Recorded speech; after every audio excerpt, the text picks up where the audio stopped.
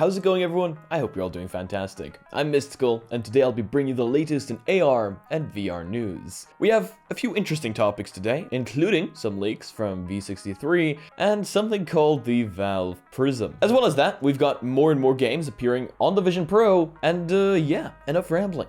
Let's jump right into the video. So, first piece of news that we've got today is gaze controls. And when I first read about gaze controls, I thought it was literally going to be Meta doing exactly what Apple is doing. Apparently, what Meta is planning on doing is instead using your headset's gaze, which I assume means that little dot in the bang smack center of your screen, and voice commands in order to launch and control the headset instead of using controllers and eye tracking, which the headset, of course, doesn't have. Now that sounds interesting, so let me read you more from Luna on Twitter. These seem to be new and or updated in MetaQuest v63 PTC. Strings that reference the ability to do controller input via headset gaze and voice commands. And you can see here there's multiple strings inside the code telling us about this. Click on Dwell. Use voice commands to place or press controller buttons. Voice controller. Focus your headset gaze on a voice interactive app to use voice interactions. Microphone activation is shown by a microphone icon and a countdown.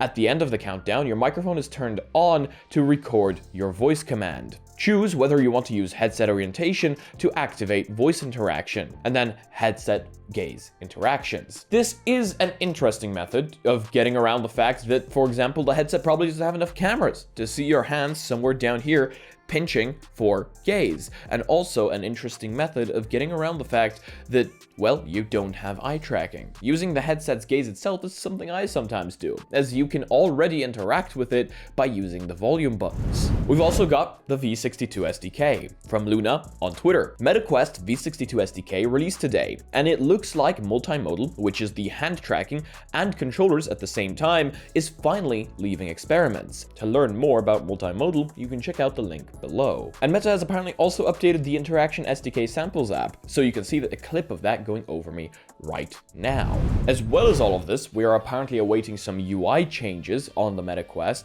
People are now starting to compare Apple's headset's UI to Meta's UI, and comparing it doesn't seem like they're very happy with the Quest UI. People are saying that the UIX on Meta has always been quite cumbersome. From mixed, Meta is reworking some of Quest's core UI infrastructure to allow for better window management. And here we go. This is exactly what we're talking about. Even if the two aren't directly competing with each other, with completely different price tags and probably completely different people buying them, competition seems to be good. Meta is making good progress on a UI update for Quest, Meta's CTO said on Instagram.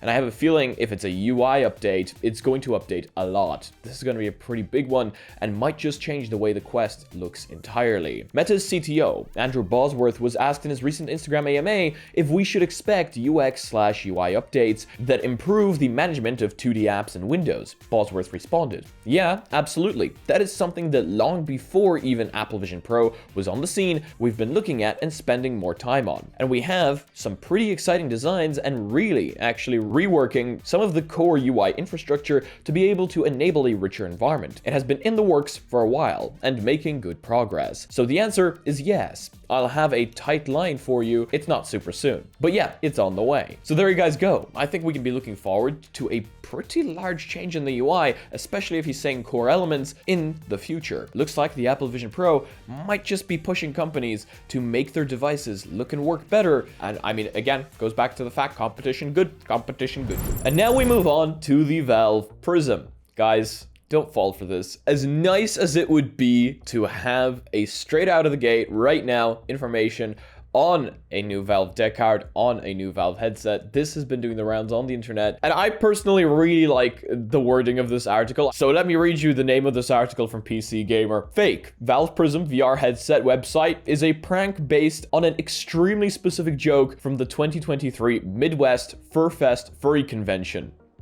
Yeah, just blame it all on the furries. In an email to PC Gamer, Valve confirmed the website and Valve Prism are fake. I don't really think you needed confirmation from Valve. People very quickly debunked the entire thing on Twitter. The whole thing's quite believable until you look very closely at the details. Yes, the website is actually brilliantly made, so let me bring up the website here right now. You can see here, it definitely looks like something Valve could have created. I mean, the first thing that shows up is a very nice modern looking new Valve headset. And as you scroll down, yeah, it's comparable to the side of the Steam Deck. Everything is nicely laid out. There's animations, there's videos, you have power and performance that you can see. Advanced sensors transport you anywhere in the universe. You have prices, 1,300 for the 512GB and 1,500 for the 1TB. You have carrying cases included, and free yourself from the tether. Valve Prism is coming soon. They even have an option to take a look at the tech specs of the device. And once again, you get a very nice, very modern, stylized looking diagram that tells you everything about the device.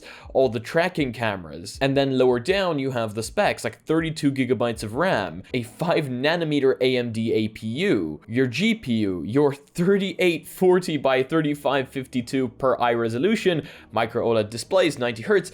You get the point. If you want to take a look at the site yourself, it's up. This isn't something that has been taken down or disappeared. This is the Valve Prism, which unfortunately we won't get to see anytime soon. If we did, oh, it looks like a good headset. So as you can see there, it is, as a matter of fact, quite believable. However, unfortunately, it's not that time yet. Whoever made the website, I mean, good on you. Again, very well-made website, and I can appreciate some well-made websites. Either way though, unfortunately, as much as I would like it to be real, it's not. TikTok is appearing on the Vision Pro. Yeah, I mean, I'm honestly not super surprised considering most iPad apps are already running on the Vision Pro, but TikTok is apparently the first big social media platform to launch a native Vision Pro application. TikTok's parent company, ByteDance, released what it calls a highly imagined version of its popular video sharing platform on the 3.5K Vision Pro, which is decidedly different from the straight Android port that the company brought to the Pico 4, a device from its sister company, Pico Interactive. That's an interesting one. The fact that they made what seems to be a very nicely integrated new app for the Vision Pro, but for a company that is their sister company, they didn't bother with a native app. They just ported the Android one. The company says it's been able to do a few things different thanks to Vision Pro's immersive ability to break beyond the typical smartphone screen ratio, such as make a larger video search window, move the navigation bar and like button off screen to optimize for large video viewing, and expand the comment section and creator profiles on the side of the feed. Yeah, to be fair, when you do have unlimited space, it is quite simple to get creative. So yeah, pretty cool. More and more apps are beginning to appear on the Vision Pro, and I think we're actually seeing more and more applications that never before wanted to make an interactive app, now start making interactive apps in order to work on the Vision Pro. This could potentially mean that they might be porting that app over to other headsets in the future. It would certainly make it easier if they had something to go off of. I see that as a good thing. Once again, competition good. Vacation Simulator and Job Simulator are both coming to the Apple Vision Pro with full hand tracking support. A Unity sign-up page confirmed two of the best-selling VR games are coming to the Apple Vision Pro, Job Simulator and Vacation Simulator. Both of those titles I enjoyed very much, and Job Simulator was always one of the titles I had very fond memories with. It was one of the first titles I jumped into VR with. Very, very fun, and I'm so happy to see them actually appearing on the Vision Pro. The sign-up on Unity's site for a Vision OS roundtable to be hosted later this month mentioned you'll hear how Alchemy Labs brought their popular titles, Job Simulator and Vacation Simulator, over in the full immersive VR space. Upload VR confirmed Job Simulator will be priced at $19.99 and Vacation Simulator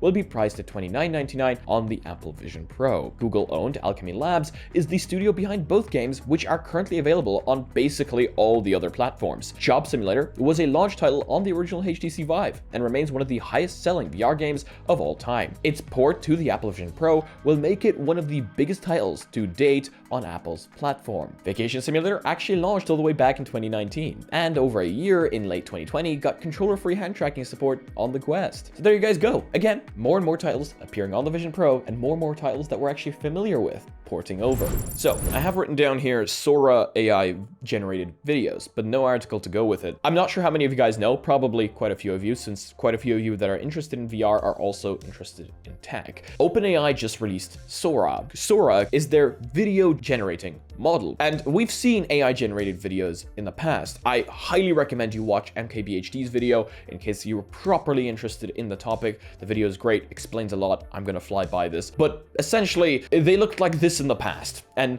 now they look like this. You can use prompts like you would with any other OpenAI model in order to create incredibly realistic looking video. If you look close or if you slow the video down, you're still going to find inconsistencies. But as MKBHD says, we're going from this a year ago to this. That is insanely impressive. Now, OpenAI isn't actually releasing this to the public yet, as it could very easily be used to spread misinformation. You could generate basically anything with it, and then all of a sudden people would believe it. Kind of like the Valve Prism. Imagine creating a Valve Prism announcement video with SORA. I'd say it would probably be quite believable. Anyway, point being, how do we tie this into VR? Well, imagine if we've gone in a year from this to this, how much longer do we need in order to be able to create fully immersive 3D environments using AI?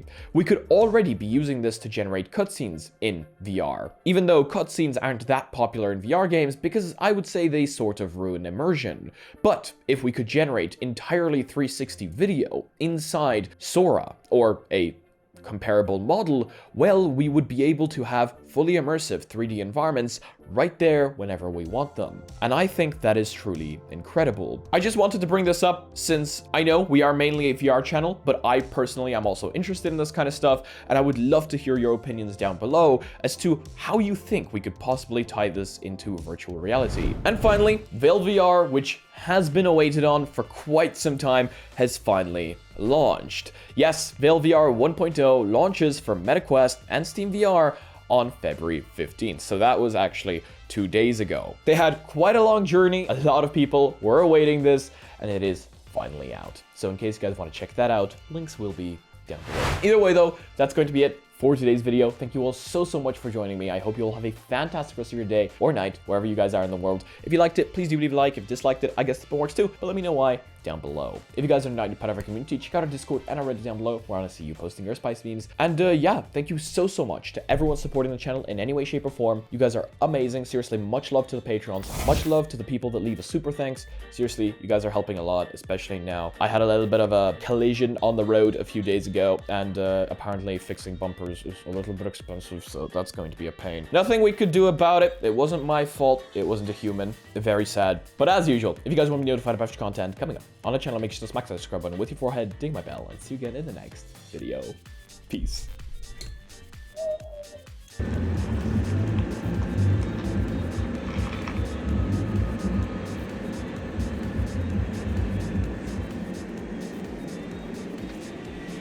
Good evening, kind sir.